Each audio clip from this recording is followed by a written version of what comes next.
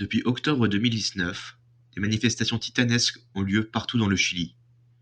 Et derrière les revendications des manifestants, une question restée irrésolue depuis le coup d'État d'Augusto Pinochet, le 11 septembre 1973, celle des inégalités qui rongent le pays depuis son indépendance.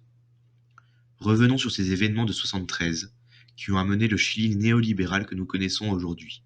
Y ahora el pueblo que se alza en la lucha con voz de gigante gritando adelante. El pueblo unido jamás será vencido. El pueblo unido jamás será vencido.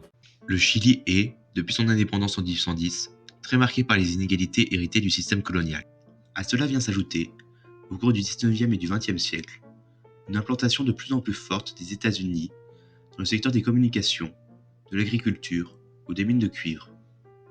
En parallèle, face aux inégalités immenses qui régnaient dans le pays, la quasi-totalité de la population étant employée par les firmes américaines ou les grands propriétaires terriens, et vivant dans une relative misère, les thèses socialistes rencontrent un grand succès.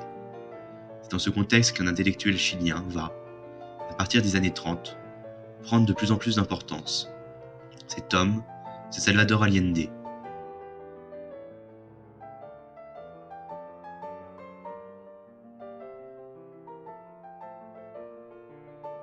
Salvador Allende, né en 1908, est un médecin, issu de la bourgeoisie chilienne, qui va rapidement, au cours de ses études, devenir un membre actif des syndicats étudiants.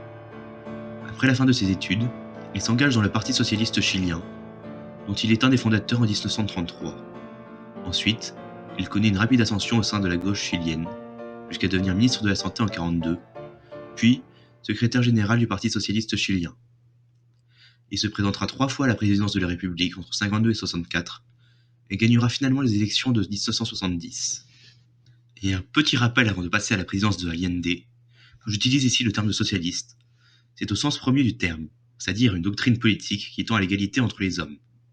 Enfin, bref, quand je dis socialiste, pensez plutôt à Jaurès et Léon Blum que à Hamon et Manuel Valls. Salvador Allende arrive au pouvoir le 4 novembre 1970, grâce à la Unidad Popular, Unité populaire, une coalition des différents partis de gauche, dont le Parti communiste, dirigé par Pablo Neruda, le célèbre poète. Il va trouver un pays déjà rendu exsangue par la dernière présidence d'Eduardo Frei. En réponse à cette crise, il va mettre en place un plan de relance qui, par l'augmentation des salaires des plus pauvres, va, avec succès, relancer la consommation.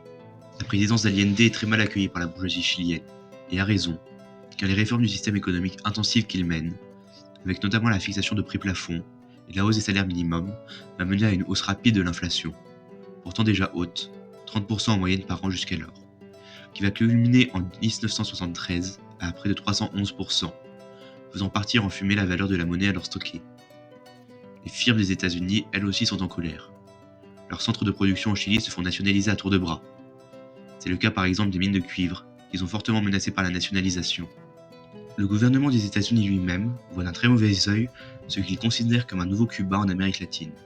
En termes de politique intérieure, la courte majorité qu'a Allende au Parlement va être source de conflits et d'opposition. Ainsi, 6 gouvernements vont se succéder au cours des 3 ans de mandat d'Allende, suite aux destitutions lancées par le Parlement. Enfin, certains secteurs de la société sont hostiles aux nationalisations, tels les camionneurs, qui vont paralyser le pays par une grève en 1972. C'est cela, alors que le chômage est en baisse, le PIB en hausse de 9%, et Allende, au plus haut de sa popularité, qui va mener au coup d'État du 11 septembre 1973.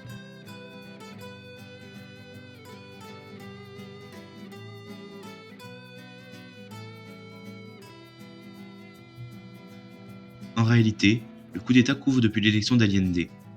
Sa victoire, que le ministère des Affaires étrangères américain n'avait su prédire, rend furieux le président Nixon et la CIA.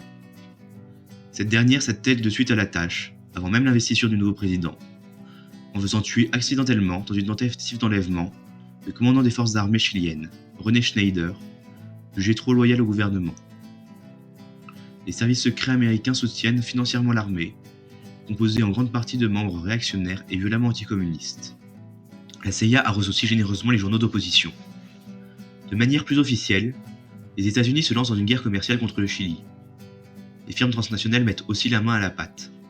Par exemple, en échange de la garantie de la destitution d'Allende, l'International Telephone and Telegraph, qui possède la plupart des parts dans le réseau téléphonique chilien, va verser $1 million dans la caisse du Parti républicain, lors de la campagne de réélection de Nixon en 1972. Une première tentative de coup d'État a lieu le 29 juin 1973, mais ématée par le commandant en chef Carlos Prats et son bras droit, un militaire alors jugé modéré et loyal, Augusto Pinochet. Néanmoins, Prats est forcé de démissionner, suite à la violente campagne menée par les journaux de droite, financée par, rappelez-vous, la CIA. Ainsi, Augusto Pinochet devient commandant en chef des armées. De leur côté, les commandants de la marine chilienne, de l'armée de l'air et de la police complotent contre le pouvoir. Contacté par l'amiral Merino, le cerveau des parjures, Augusto Pinochet se joint à eux à la dernière minute. Il va cependant, en l'espace de quelques jours, et grâce à son statut de commandant des forces armées et de l'armée de terre, prendre l'ascendant dans le groupe. Le 11 septembre 1973, le putsch a lieu. D'abord, c'est la marine qui s'empare du port de Valparaíso, puis, à Santiago, les carabiniers de la police et l'armée assiègent le palais présidentiel. Retranchés dans le bâtiment, Salvador Allende et sa garde personnelle repoussent les assaillants dans un baroud d'honneur. Il refuse l'ultimatum que lui propose la marine. Il dira, en réponse, « Un président ne se rend pas ». La décision est prise de bombarder le palais. Mais lorsque l'aviation largue ses bombes, Allende s'est déjà suicidé, avec la Kalachnikov que lui avait offert Fidel Castro. Le coup d'État réussit. Les putschistes établissent rapidement une ligne militaire, dont Augusto Pinochet prend la tête. Une rapide répression s'ensuit. Les arrestations contre tout membre susceptible de s'opposer au putsch se multiplient. Les prisons sont débordées. Alors, on convertit les deux stades de Santiago en immenses prisons à ciel ouvert. Parmi les prisonniers, Víctor Jara, le chanteur socialiste à la renommée mondiale. Dans le stade Chile, qui porte aujourd'hui son nom, on le torture en lui tranchant les doigts à la hache pour qu'il ne joue plus de guitare. Il sera exécuté après s'être mis à chanter l'hymne de l'Union Popular avec tous ceux qui l'avaient accompagné. Quelques jours plus tard, le poète communiste Pablo Neruda est retrouvé mort chez lui, officiellement d'un cancer. Les crimes contre l'humanité se multiplient. Un hélicoptère de l'armée est utilisé dans le cadre des vols de la mort, technique courante dans les dictatures d'Amérique latine.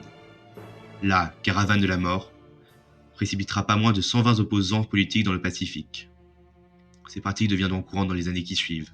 Aidés par les autres dictatures latines dans le cadre du plan Condor, les services secrets chiliens poursuivent et assassinent même les opposants en exil, à l'image du général Prats, mort 1 an après le coup d'État, en Argentine. On estime, selon la définition de l'ONU, entre 300 000 et 400 000 personnes ayant subi une violation grave des droits de l'homme.